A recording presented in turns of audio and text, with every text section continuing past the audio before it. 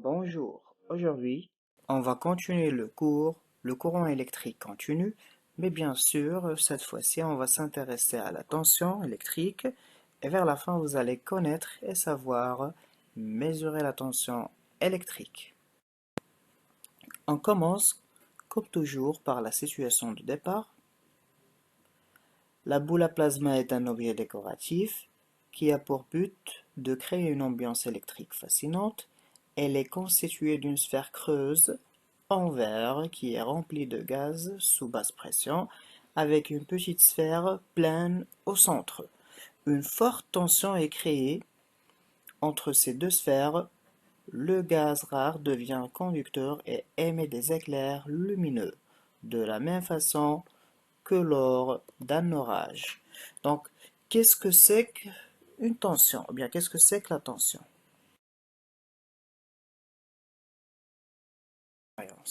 À l'aide de deux lampes identiques de 12 volts et de deux générateurs différents, le premier de 12 volts et le deuxième de 6 volts. Donc on réalise l'expérience suivante. Après réalisation de l'expérience, donc on remarque que la luminosité de la lampe L1 dans le montage 1 est plus forte que celle de la lampe L2 dans le montage 2, car le générateur important l'indication 12 volts produit un courant électrique d'intensité supérieure à celle du courant produit par le générateur 2 portant l'indication 6 volts. Aussi que les valeurs 12 volts et 6 volts représentent la tension électrique aux bornes des générateurs. 12 volts et 6 volts, c'est la tension électrique.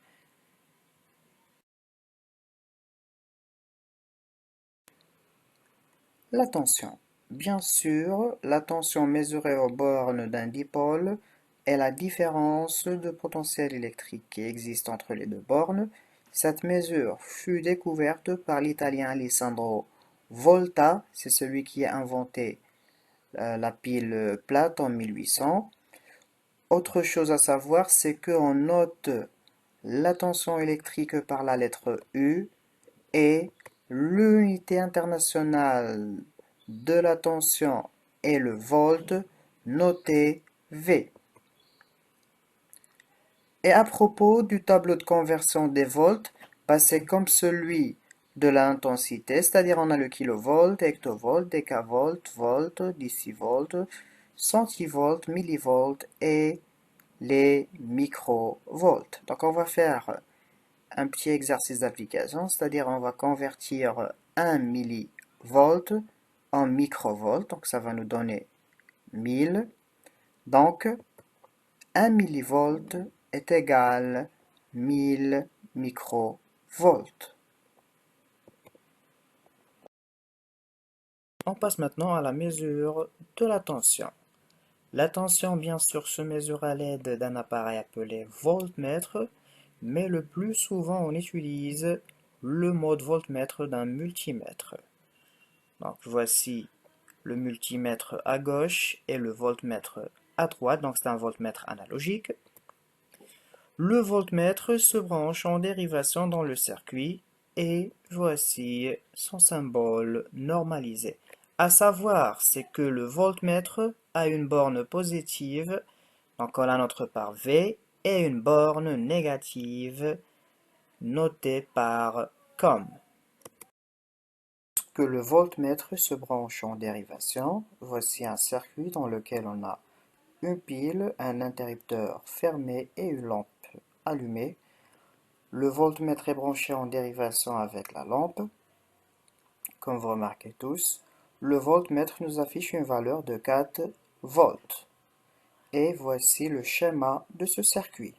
Bien sûr, la borne négative du voltmètre est avec la borne négative de la pile, c'est-à-dire comme avec la borne négative, et la borne positive du voltmètre V est avec la borne positive de la pile. Pour mesurer la tension en utilisant un voltmètre analogique, Donc il faut utiliser la relation suivante. U est égal à C fois N sur grand N. C, c'est le cadran utilisé, c'est-à-dire la valeur maximale qu'on peut mesurer en utilisant ce voltmètre. Petit n, c'est le nombre de graduations lues sur le cadran du voltmètre. Et grand N, c'est le nombre de graduations maximales sur le cadran du voltmètre. Très bien, donc on va faire un petit exercice d'application. Concernant la relation qu'on a vue, U est égal à C fois N, le tout divisé par grand N.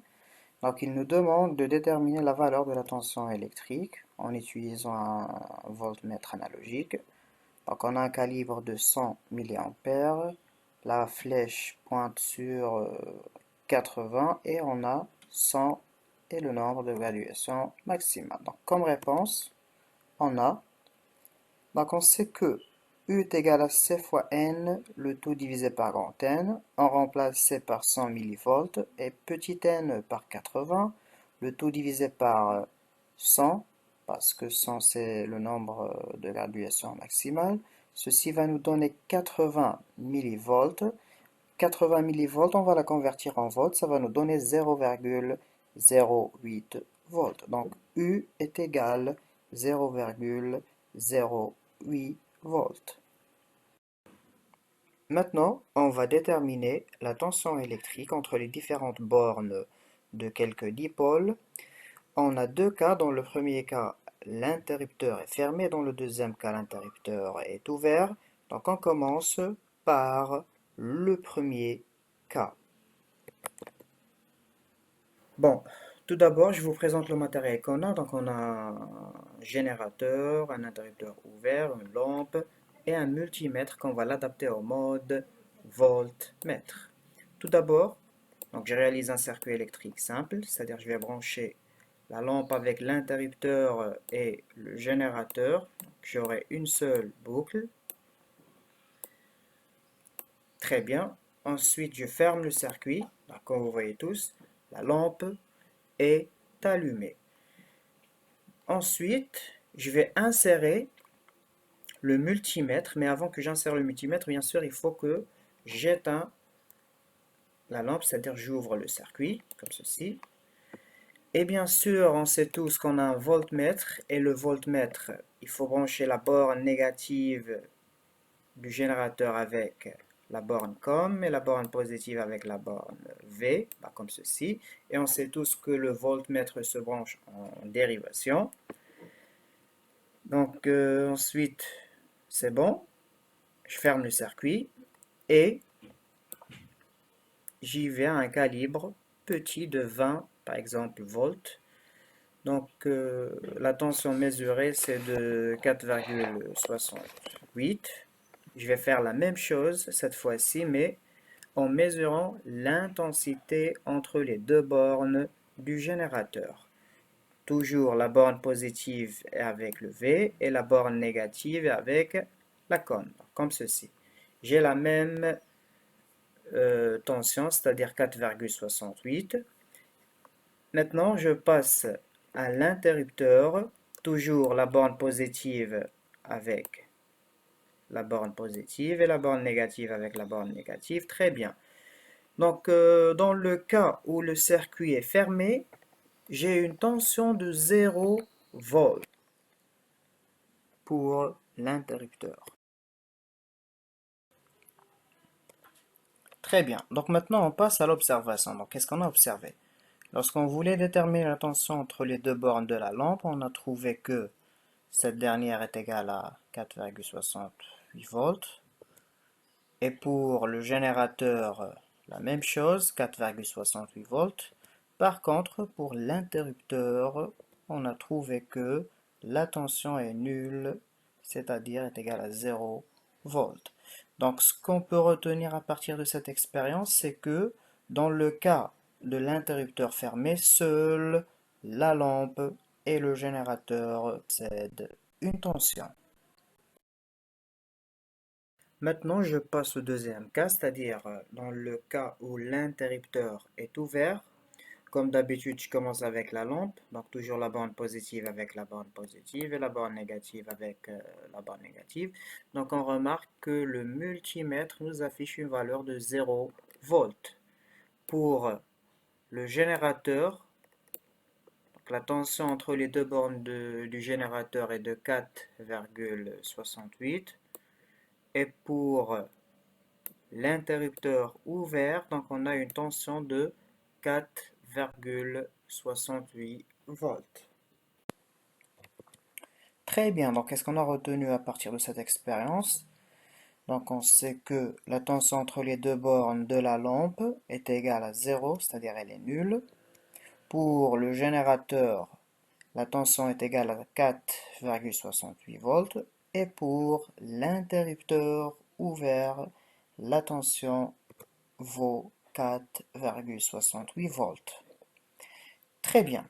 Donc maintenant, concernant la conclusion, donc on peut conclure que dans le cas où l'interrupteur est ouvert, seul l'interrupteur et le générateur possèdent une tension. Essentiel à retenir. Donc ce que vous devez retenir, c'est que la tension est une grandeur physique de symbole U. Son unité internationale est le volt, qu'on le note par la lettre V. Elle se mesure à l'aide d'un voltmètre et ce dernier se branche en dérivation. Voici son symbole normalisé. Mais le plus souvent, c'est qu'on utilise le multimètre en mode voltmètre et non pas le voltmètre analogique. Pourquoi? Parce que c'est tout simplement le multimètre nous donne des valeurs exactes et plus précises par rapport à un voltmètre analogique. Dans le cas de l'interrupteur fermé, seul le récepteur et le générateur possèdent une tension. Par contre, dans le cas de l'interrupteur ouvert, seul l'interrupteur et le générateur possèdent une tension. Fascinante à observer, la lampe à plasma l'est tout autant à toucher. En apposant ses doigts sur la surface de verre, on peut ressentir l'énergie à l'œuvre à l'intérieur de la lampe, léger picotement par moment. Arc électrique suivant inlassablement le mouvement imposé par nos mains. Ce type de lampe voit le jour dans les années 1970. Adaptation en mode esthétique des bobines de Tesla. Inventée par le fameux Nikola, qui faisait alors des expériences sur les courants de haute fréquence dans des tubes à vide. Le principe de cette lampe, à l'intérieur une tension très élevée, autour de 4000 volts, voire plus. En posant son doigt ou sa main sur le verre, on crée une différence de potentiel, un peu comme entre un nuage et le sol. L'électricité cherche alors à se frayer un chemin. L'énergie, en tentant d'arriver jusqu'à nous, va arracher les électrons des atomes du gaz rare enfermés dans la boule de verre. Le nom de ces gaz rares sonne familier à nos oreilles. Xénon, néon, krypton, dont le nom inspira certainement le créateur de Superman, qui fera de la kryptonite le talon d'Achille de son super-héros. Pendant un temps infiniment court, ces atomes de gaz rares se retrouvent dans le quatrième état de la matière, le plasma. Tous les éléments peuvent se retrouver dans 4 états différents, solide, liquide, gazeux ou à l'état de plasma. Un état que l'on ne retrouve que lors de phénomènes de très haute énergie, comme au cœur des étoiles, ou ici par exemple.